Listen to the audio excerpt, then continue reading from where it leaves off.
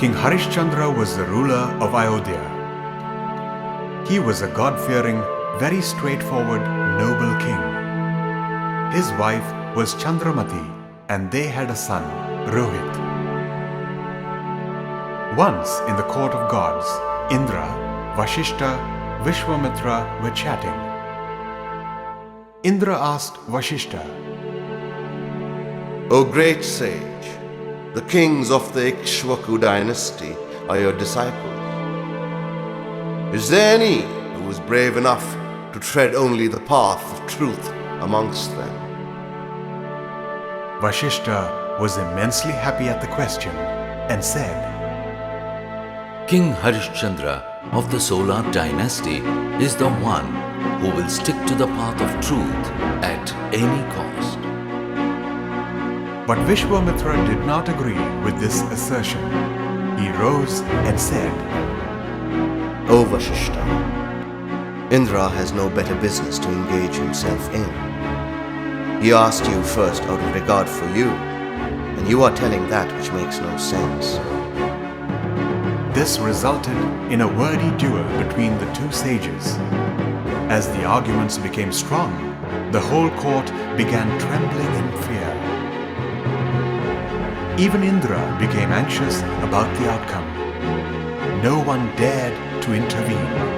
At last, Vishwamitra raised his hands in anger and declared, Vashishta, if I do not prove you and your disciples false, I will change my name.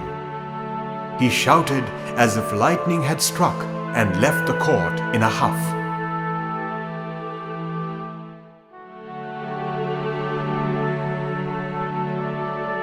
From there, Vishwamitra came to the earth and went to his hermitage.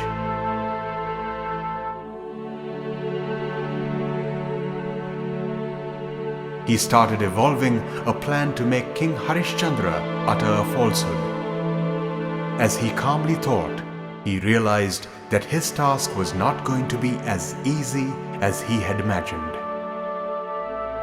Sometime later, Harishchandra performed a sacrificial rite, which involved gifting of a large quantity of gold.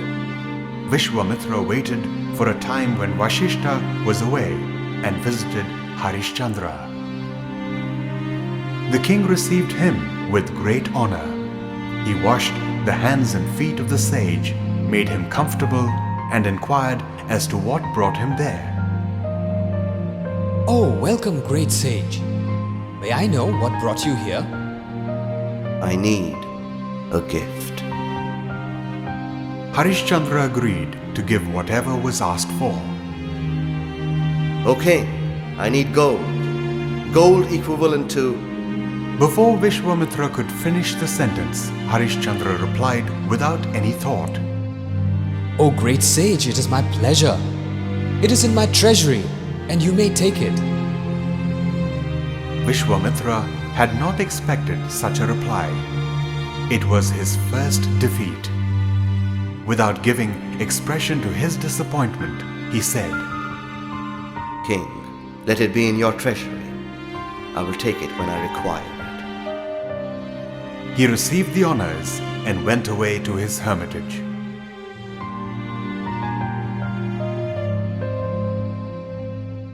One day, King Harishchandra was on his way to a hunting expedition. Vishwamitra learnt of this, went ahead of him, and sat down in tapas in the forest. Here is again a chance to test him. When the king passed by, Vishwamitra created an illusion of a female crying. Oh, save me! Oh, save me!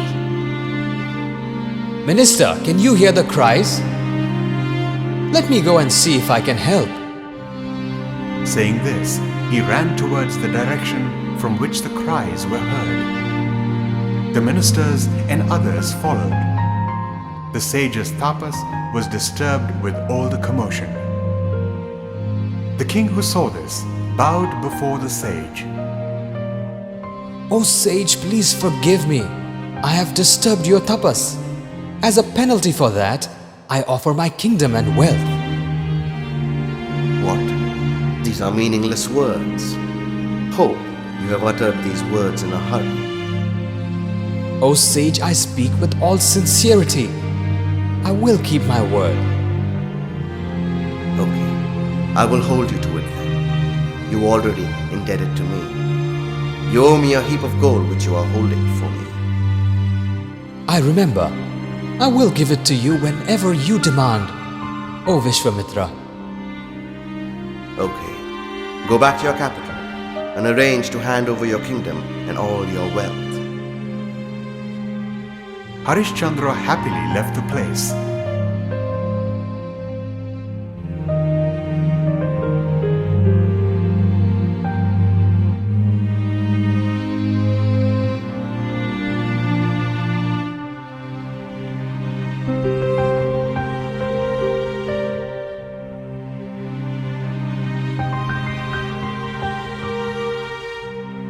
Vishwamitra held Harishchandra to his words and went the next day to gain control of the kingdom and all the palace wealth.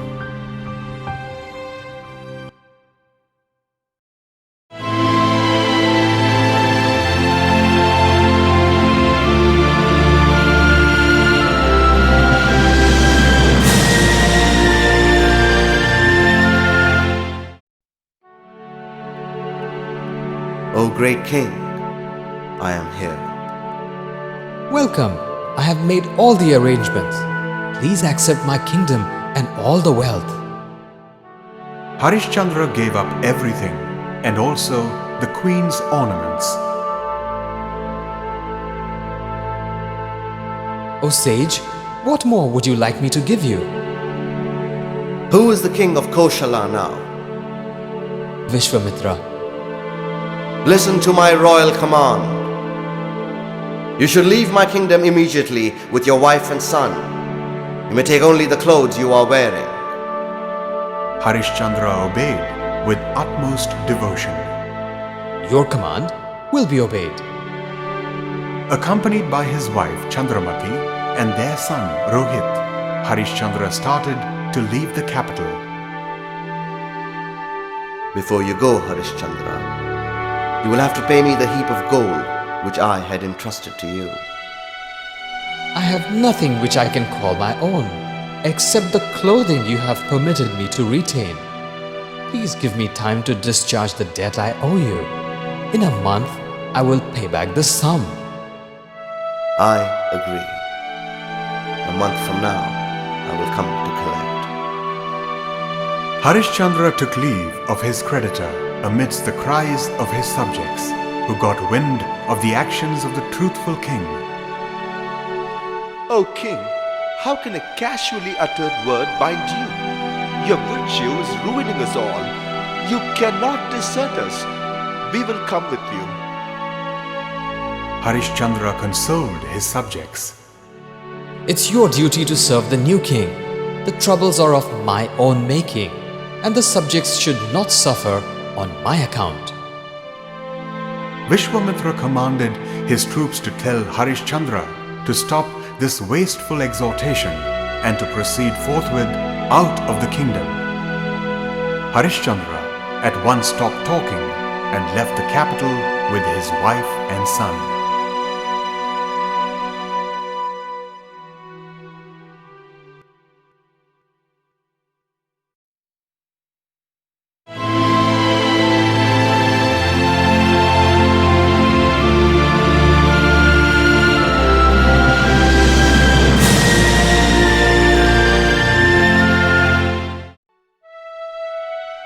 The three had to do manual work to earn their livelihood. They proceeded towards Kasi to have a holy dip in the Ganga. As they entered the gates of the holy city of Kasi, Vishwamitra was there to encounter them. This is just to remind you. Today is the day you have to repay the debt you owe me. Harishchandra counted the days and realized that Vishwamitra spoke the truth. Though dismayed, he immediately gained courage and said to himself, I still have half a day left to repay the debt. I should somehow keep my word. As he was thinking, Vishwamitra said, Come on, Harishchandra. If you tell me that you will not pay me, or even say that you do not owe me anything, I will write off the debt. O sage, it is a fact that I owe you the heap of gold. I will try to pay you by the end of the day. The sage left, leaving Harishchandra to work out a strategy. He started thinking of ways he could raise money. What if I sell myself as a slave to some rich merchant and clear the sage's debt? Oh no! What will happen to my wife and son if I do that? Then Chandramati suggested, My lord, why don't you sell me and our son and pay your debts? What are you talking, my dear? How can I sell you and our son and make you a slave? Initially he was shocked, but later he realized the truth.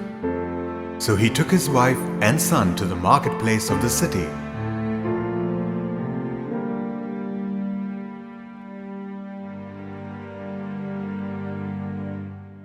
And loudly announced with tears in his eyes, My son and wife are for sale.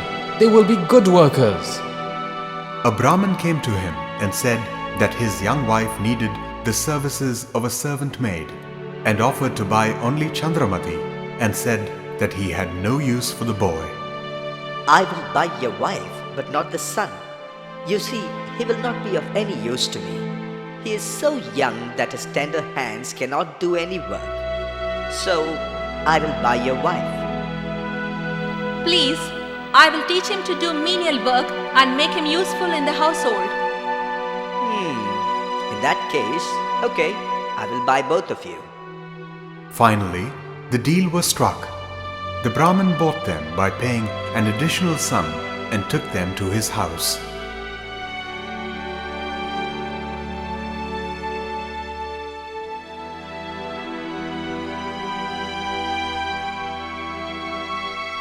Instantly, Vishwamitra appeared. Harishchandra paid him the entire amount he had received from the Brahmin. This is not even half of what you owe me. True sage, I will give you the balance in a short time. The day is coming to a close. You have not kept your promise. You have broken it. Just tell me you owe me nothing. I will set you free of your debt. I deserve your anger, sage. I do owe you money and I have to repay your debt. I have just sold my wife and my son and repaid your debt in part. Please give me one more hour just before sunset. I will try to sell myself and repay your debt in full. How many times should I be coming to you? Anyway, it is only 1 hour before sunset. Let me see. Saying this, the angry sage went away. Harishchandra returned to the market and started crying out loud so that everyone could hear him. I'm available to be bought as a slave. Nobody was prepared to pay the price he was quoting. An executioner, the head of the local cemetery, stepped up to take a deep look at Harishchandra. He carried some birds. He had a skull in his hand and adorned himself with the garlands taken from the corpses. He also carried a long staff. In short, he was frightening. I will buy you. Who are you? My name is Pravira, an expert executioner of the city. I am the guard of the cemetery at the southwestern end. My job is to dispatch those who are condemned to death, to gather clothes of the dead brought to my cemetery.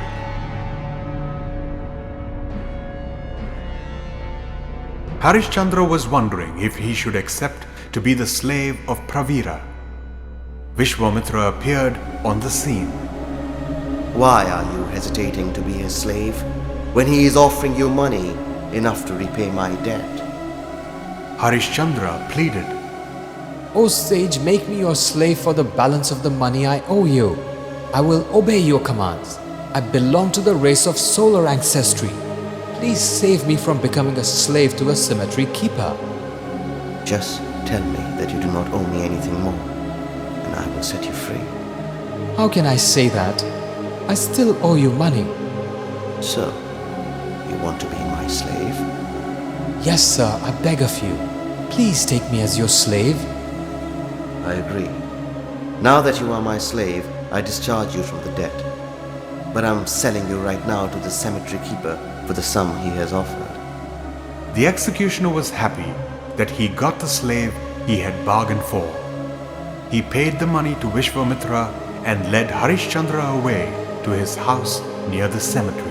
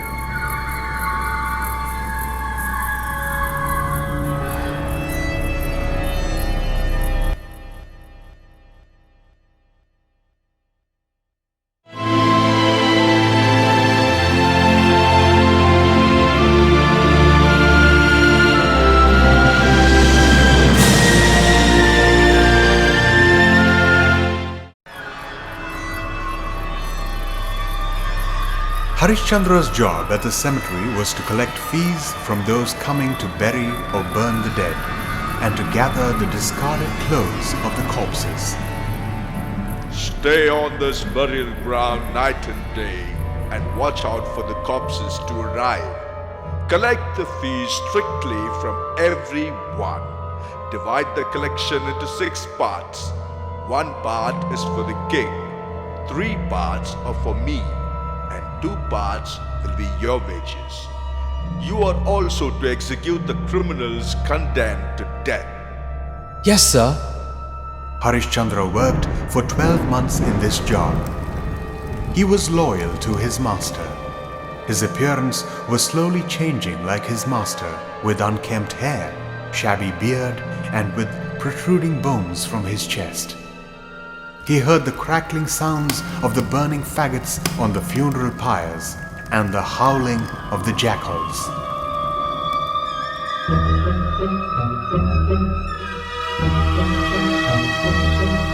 He reassured himself that he had done the right thing to avoid being untruthful and to avoid being unfaithful. A year passed by. Oh, my son and wife, I long to see you both. At the same time, Chandramati and Rohit toiled in the house of their master. He harassed them endlessly. They slaved from morning to evening. Oh, I'm helpless, my child. It's my fate that I have to watch the prince live like a poor boy. Hope there will be a day when all our trouble ends. Next day, as usual, Chandramati started her work.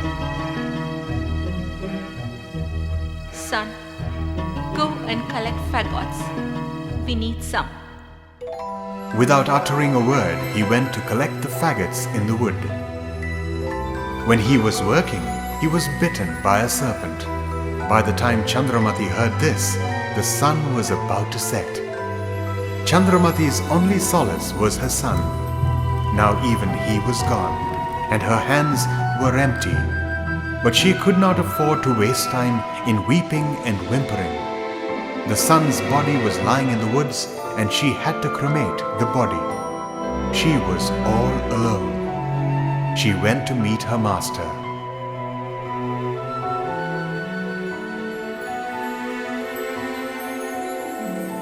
The hard-hearted master said, Oh, I see. But finish all your chores and then you can go. Chandramati was terrified and collapsed when she heard those words, but continued her work. After finishing her chores, she left in search of her dead son. She found it and wept her heart out. Frantically, she lifted the body and went to the cremation ground. She had no money to buy firewood. She gathered together the half-burnt faggots and placed her son's body on the funeral pyre. She was about to light the pyre. What an agonizing moment for a mother. At the same time, Harishchandra, who saw this, Stop! Stop! What are you doing? Sir, he is my son. He. Oh, pity. But whatever it is, first pay me the fees. What? Fees for the cremation?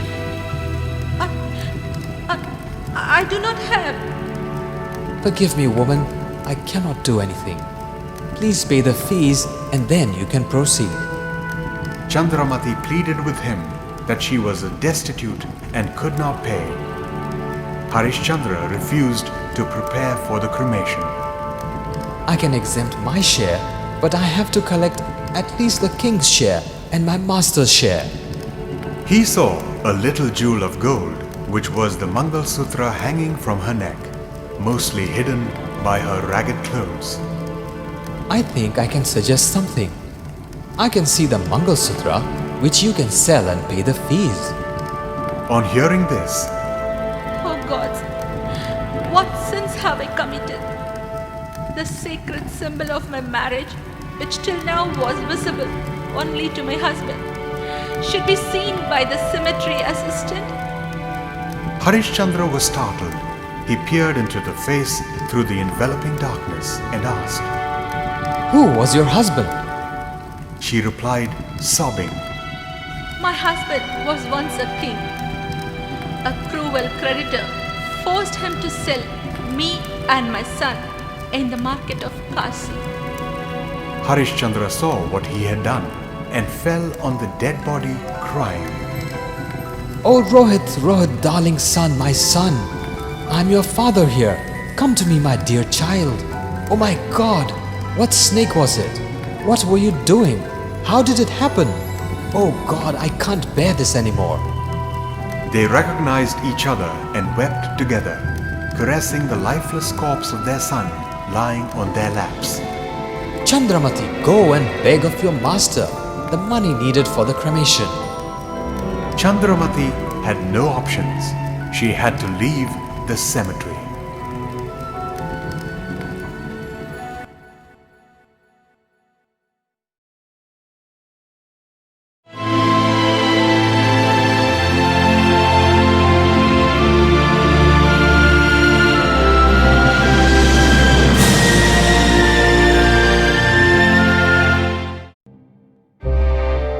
When Chandramati was running home, groping through the darkness, a man with a small bundle in his hand approached her.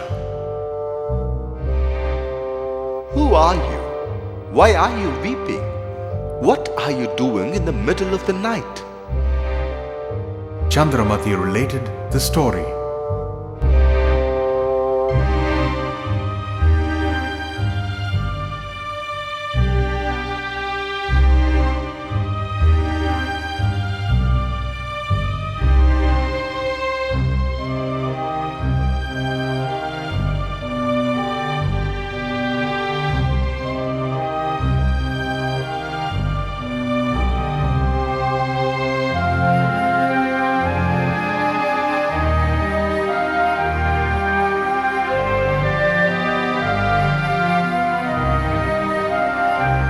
The man, hearing the heart-rending story, said, You don't have to go all the way to your master's house. Take this bundle. It has some jewels. You can use the jewels to pay the cremation fee. Before she could speak a word, he thrust the bundle into her hands and ran away into the woods, into the darkness of the night. Chandramati was alone and frightened. She heard the oncoming sounds of horses' hoofs. Beams of penetrating light were also seen. They were soldiers on horseback in pursuit of the thief who had burgled a house and had stolen the jewels. The soldiers saw the woman with the bundle in her hands and thought that she was the thief. Her extreme poverty and ragged clothes made her look like a criminal in the eyes of the soldiers.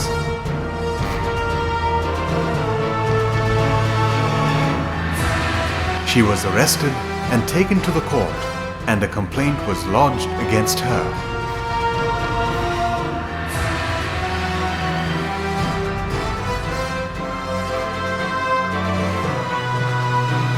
The judge asked her why she had committed the crime. Chandramati narrated her story and explained how the bundle had come to be in her hands. The judge did not believe her. The judge condemned her to death before sunrise the next morning, and she was led away to the chief executioner of the city. Meanwhile, Harishchandra, who was on vigil near the body of his son, awaiting the arrival of his wife with the cremation fee, saw her being led in chains to the block for being executed as a criminal. Harishchandra saw this and could scarcely believe his eyes. He ran towards the place of execution, but was stopped on the way by his master. Where are you going? Go fetch the axe and execute the criminal who is being led to the block. Harishchandra was reeling under the impact of horror upon horror being heaped on him. He was rendered speechless momentarily. The execution had to go on. Harishchandra brought the axe and proceeded to the place of execution. Chandramati looked at Harishchandra with a stony, cold stare. Harishchandra took the axe in both his hands, closed his eyes in speechless torment of prayer, and started lifting the axe up over his head. And as he was bringing down the axe, he heard a voice. It was Vishwamitra. The gods and Vashishta gathered around in heaven, watching the ordeals of the king. Harishchandra, why do you suffer like this? You are a great king. I will revive your son and release your wife. Now, it all depends on a single word. Oh Guru, whatever happens, I cannot go back on my word. Word given is given. Harishchandra again lifted his axe and was about to execute when his hands were seized from behind by Vishwamitra. Vishwamitra acknowledged his defeat to Vashishta and announced, O Harishchandra, O great one, you and your wife have merited a place in heaven by your adherence to virtue in the most trying circumstances. All your troubles so far are merely illusion created by me. The gods were pleased. Even Shiva and Parvati blessed them. The gods ordered that Rohit be revived. Vishwamitra narrated the origin and the consequence of the feud between Vashishta and himself. The Brahmin who bought the queen and prince was god Agni. The cemetery head, the outcast hangman, was none else than the god of death, Yama. For all your truth and straightforwardness, I am gifting you my virtue and divine purity gained by hard penance. Everyone blessed him with eternal happiness.